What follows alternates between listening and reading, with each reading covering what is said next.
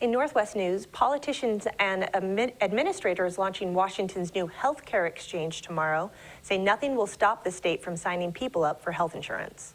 They're not concerned about technical glitches or being overwhelmed by consumer phone calls and web traffic. They're prepared to take comments and complaints from the public. And they say the debate in the other Washington won't affect Washington Health Plan Finder, even if there is a federal government shutdown.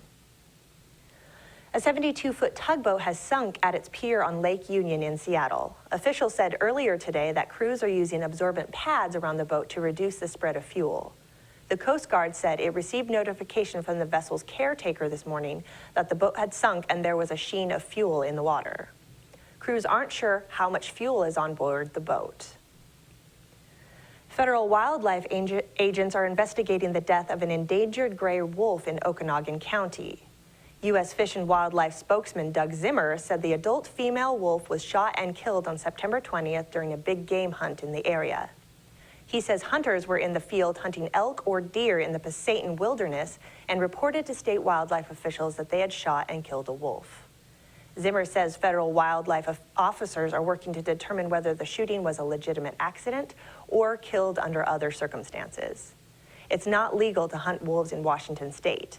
Gray wolves are federally listed as endangered in the western two-thirds of Washington. Saturday's rain set records across western Washington from Olympia to Bellingham, and the National Weather Service says the rain isn't over yet. Record rainfall of 1.7 inches was recorded in Seattle-Tacoma International Airport on Saturday.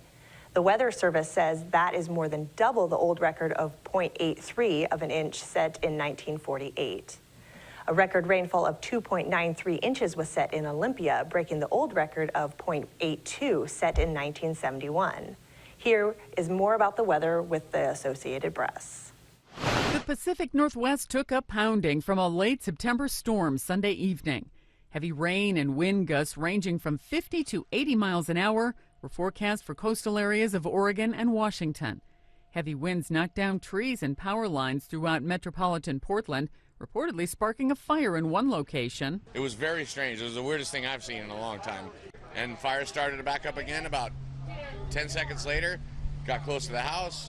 The strong gusty winds followed a weekend of heavy rain.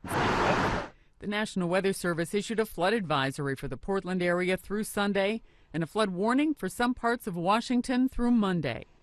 Sandy Kozel, The Associated Press. Well, that's going to do it for us here at iFIBER 1 News. We want to thank you for watching, and we'll see you again tomorrow.